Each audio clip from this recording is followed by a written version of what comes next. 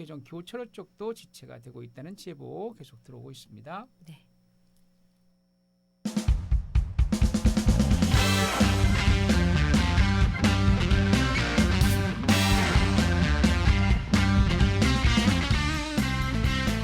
매주 수요일에 만나는 남자 수남 김세훈 리포터와 함께하는 시간입니다. 친절한 직업 사전 김세훈 리포터와 함께합니다.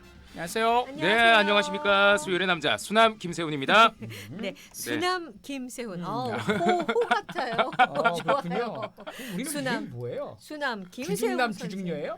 잘못하면 우중남 우중녀 이렇게 되겠네. 우중충한 거 알겠죠? 근데 수남과 비교하면 좀 우중충한 느낌이 들려요. 그렇다니까. 그런 건가요? 이게 음. 앞에 요일이랑 남이랑 붙였을 때 네. 수요일 말고는 다른 요일은 조금 이상합니다. 어, 월남, 그러니까, 화남, 네. 금남, 네, 그렇죠. 목남 그렇죠. 이래 그래서 버리면은 수요일 택하신 거예요? 이게 어. 희한하네요. 화요일 오시죠 그냥. 어차피 자꾸 화남 뭐 이러면서. 하남 이런. 그것도 괜찮을 것 같은데요. 특이한 화남. 네. 이러면서. 자, 오늘 친절한 직업 사전 네. 또 우리 수남께서 어떤 직업을 또 소개를 해 주실 건가요? 네, 영화 속에 보시면 지구를 지키는 히어로들 많이 나오지 않습니까? 네. 자, 오늘 소개해드릴 이분들은 현실판 히어로가 아닐까 생각합니다. 어떤 위험한 상황에도 시민들을 위해서라면 뭐 뜨거운 불 속이든 아무리 위험한 사고 현장이라도 시민들을 위해서 몸을 불사지를 수 있는 아주 영웅들이라고 할 수 있는 소방관에 대해서 알아보도록 하겠습니다. 네. 뭐 소방관 뭐 당연히 화재 진압, 그렇죠. 재난 구조 네. 그렇죠. 이런 걸 하는 분들이죠. 네, 그 외에 특별한 일을 또 하는 분이 있을까요? 이게 대체적으로는 화재 진압이나 군안 구조 작업이 이제 큰 틀인데요. 네. 근데 그 외에 이제 출동하는 과정을 보면 이분들이 차를 타고 이동하잖아요. 그렇죠. 그때 이제 불을 끄기 위해서 타고 가는 그 대형 소방차가 차 폭이 4m가 넘는 대형 차량입니다. 이 차를 운전하거나 또 구급차를 운전하는 기관원이라는 분들이 있고요. 네. 그 외에도 다양한 행정 업무를 하시는 분들이 있는데 소방은 재난 사고와 그리고 사건에 대해서 수습하기도 하지만 이전에 예방하는 데도 아주 노력을 많이 하는 기관입니다. 그런데 이 예방하는 데 있어서는 현장에 출동하는 소방관들보다는 이런 행정에 있는 분들이 예방하는 데는 더 큰 힘을 또 쏟고 있습니다. 네. 자, 오늘은 이런 소방대원들을 알아보기 위해서 남부소방서 광안 119 안전센터를 다녀왔는데요. 네. 여기 이제 임용된 지 1년 6개월밖에 안 된 어. 여성 구급차 운전을 맡고 있는 김경미 대원이 있다고 해서 네. 그 대원을 만나고 왔는데 김경미 대원은 현재 어떤 역할을 하고 있는지 본인에게 직접 이야기를 들어보겠습니다. 또 저 같은 경우에는 임용 당시에는 운전을 잘하는 편이 아니었는데 이제 센터에 발령을 받고 와서 수동 운전도 배우고 대형차 운전도 배워서 지금은 여성 구급차 기관원을 하고 있습니다. 우리가 말하는 앰뷸런스. 네, 앰뷸런스. 네. 중요한 거는 출동을 할 때 아까 말씀하신 것처럼 신속하게 가야 돼서 아무래도 차선 변경 같은 경우도 굉장히 많이 해서 또 위험한 것도 있고 또 지리도 굉장히 잘 알아야 해요. 그러니까 골목길로도 굉장히 많이 다니고 또 이제 병원 같은 경우에도 어디에 있는지 위치 같은 것도 다 파악을 하고 있어야 또 빨리 환자분을 이송해 줄 수 있기 때문에 또 지리도 잘 알고 있어야 돼요. 대형 소방차도 있고 또 구급차도 그렇고 맞습니다. 전부 다 네. 삐뽀 이러면서 빨리 가야 되잖아요. 그렇죠. 엄청 빨리 가야 되죠. 운전도 정말 잘해야 돼요. 사이를 막 이렇게 비집고 가야 되기 맞아요. 때문에. 맞습니다. 그러다가 이제 만약에 이 사고가 예. 발생이 되면 이 차가 예. 그 소방차나 구급차가 사고가 발생하면 어떻게 돼야 돼요? 이게 사고가 발생하면 아무래도 그 운전하는 소방대원에게 굉장히 좀 부담스럽습니다. 그렇죠. 네. 이제 먼저 이 처리 과정을 설명하면요. 일단 도로교통법에 따라서 과실을 따져야 됩니다. 근데 그 뒤에 이제 출동하는 과정의 상황과 그리고 교통사고 과실을 따져보고 또 이 출동하는 과정에 얼마나 위급한 상황이었는지에 대해서 먼저 따져본 뒤에 소방대원에게 적용되는 그 특례법이 있습니다. 그 특례법을 적용해서 그 소방대원에 대한 책임을 조금 물을 것인지 아닌지에 대해서 결정을 내린다고 합니다. 긴급한 상황에서 출동을 하다가 발생한 경미한 사고가 있더라도 이 특례법에서 보호를 받긴 하는데요. 그래도 이게 소방대원 입장에서는 이게 상당히 좀 부담스럽고 곤욕스러운 과정이거든요. 네. 그래서 웬만하면은 사고가 나지 않는 것이 중요하고요.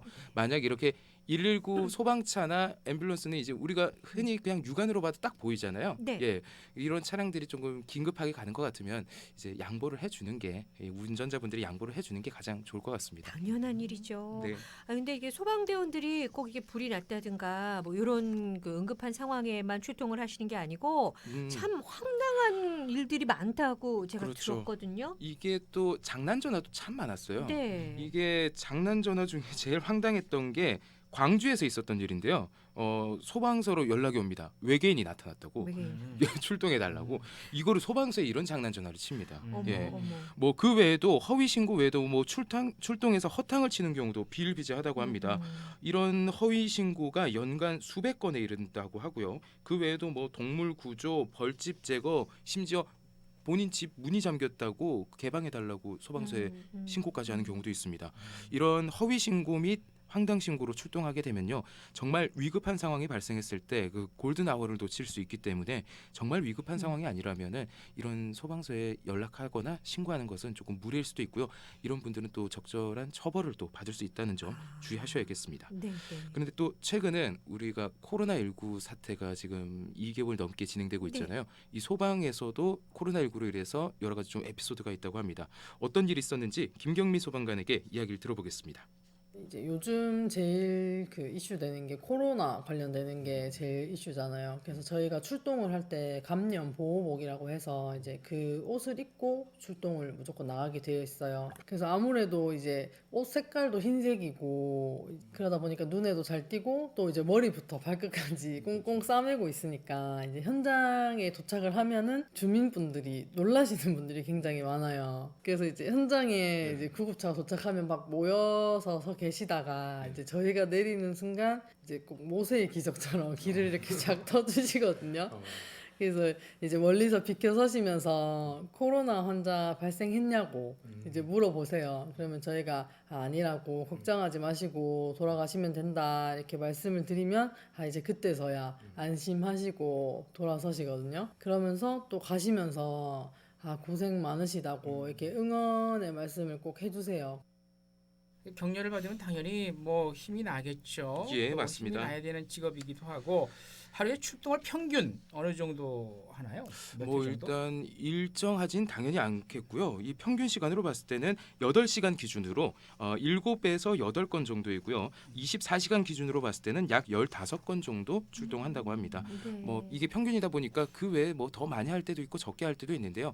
이제 중요한 거는 이 출동하기 전에도 소방대원들은 계속해서 움직인다고 합니다. 왜냐하면 갑자기 신고가 들어와서 출동하는데 무거운 장비를 끌고 그 격한 상황을 굳어 있는 몸으로 하면은 이게 잘 움직여지지가 않잖아요. 그러니까 이게 출동 신고가 들어오지 않아도 네. 계속해서 운동을 하거나 이렇게 해서 몸에 근육을 열을 올려놓고 있다고 합니다. 그렇군요. 자, 이 재난이나 사고가 없어도 계속해서 어떻게 보면 이 일을 업무를 하고 있는 연장이다라고 생각할 수 있는데 네, 이번 그 소방관을 뽑는 시험도 코로나 때문에 연기가 됐다고 하더라고요. 맞습니다. 이번 2020년 소방공무원 채용 시험이 6월로 미뤄진 상태입니다. 계속해서 준비하고 있던 수험생 입장에서는 좀 많이 불안해할 것 같습니다. 이런 상황에서 김경미 소방관에게 이 시험을 2개월 정도 앞두고 있는 상황에서 수험생들이 조금 어떤 준비를 하면 좋을지 합격에 대한 비결까지 한번 만나보도록 하겠습니다. 네. 대부분 이제 공부는 열심히 하고 계시니까 이제 그쪽으로는 따로 말씀 안 드려도 다들 잘 준비하실 것 같고 체력 시험도 보기 때문에 공부를 하면서 따로 시간을 내서 체력 준비를 한다는 게 굉장히 힘들지만 그래도 체력 시험도 잘 봐야 하니까 평소에 체력 관리도 잘 하시고 시험이 다가오면서 아무래도 앉아 있는 시간이 길어지다 보면은 면역력도 떨어지다 보니까 시험 얼마 안 앞두고 몸살이나 장염처럼 이런 병에 걸리기도 하고 또 이제 쓰러지는 친구들도 저는 봤었거든요. 오히려 공부 이제 하면서 제일 중요한 시기에 그렇게 아프게 되면 며칠간 또 공부를 못 하게 돼 버리는 거니까 평소에도 이제 체력 관리를 굉장히 신경 쓰시면은 더 좋을 것 같아요. 이렇게 체력 관리에 집중해서 이야기하는 이유가요. 필기 시험을 치고 한 달 뒤에 바로 체력 시험을 친대요. 그런데 사람이 한 달 만에 그 체력을 끌어올리는 게 불가능하다고 합니다. 그러니까 이제 필기 공부를 하면서 적절하게 면역력도 올릴 겸 실기 시험도 같이 체력 관리도 하시는 게 더욱 중요하다고 강조했습니다. 네. 이게 소방관이 지방직에서 국가직으로 전환됐다는 뉴스도 나오던데 그거는 무슨 얘기인가요? 네, 지난 4월 1일 기준으로 47년 만에 소방공무원이 지방직에서 국가직으로 전환됐습니다. 이제 이렇게 되면은 어떤 차이가 있냐면요. 두 가지가 있는데 먼저 소방청 지휘 체계가 달라졌습니다. 네. 만약 이 대형 화재 사고나 재난 사고가 발생했을 때 지방직일 경우에는 관할 지역이 정해져 있기 때문에 다른 소방서에서 지원을 요청할 때는 뭐 서류나 뭐 보안에 대해서 공문이나 이런 게 있어야 이제 도와줄 수 있었거든요. 근데 이제는 중앙에서 큰 화재나 사고가 발생했다. 다른 지역에 있는 분들도 같이 가서 도와라. 이러면은 충분히 도울 수 있습니다. 그리고 두 번째는 장비의 표준화인데요. 장비와 인력에 대해서도 이제 그 간에는 그 지방에 있는 장비와 인력만 사용할 수 있었는데 이것도 국가직으로 전환되면서 타 지역에 있는 장비나 인력도 함께 동원할 수 있게 됐습니다. 예를 들면은 양산이 경남이잖아요. 네. 근데 양산에서 만약에 큰 화재가 발생했다. 소방 경남본부가 창원에 있거든요. 창원에서 양산으로 도와주러 가는 것보다 부산에서 양산으로 가는 게 훨씬 빠르잖아요. 그렇죠. 이제 국가직으로 전환되면은 이런 과정이 훨씬 더 수월해지면서 사실상 우리 국민들에게 굉장히 조금 편리해진 소방 서비스를 제공한다는 취지가 있겠습니다. 그런데 네. 소방 공무원들 만나보니까 공무원들의 처우는 크게 달라진 게 없어서 조금 아쉬워하는 면도 있습니다. 네. 네. 자, 친절한 직업사전 지금까지 김세현 리포터였습니다. 감사합니다. 네, 예, 감사합니다. 사고입니다. 번영로 도심 방향입니다. 원동나들목 300m 지난 지점입니다. 1차로에 승용차 2대 추돌 사고 발생이 됐습니다. 정체된다는 제보 5936님께서 주셨고요. 가야대로 서면 롯데백화점에서 서면 교차로 쪽도 차량들이 밀리고 있습니다. 네. 자, 오늘 그 꼬리 퀴즈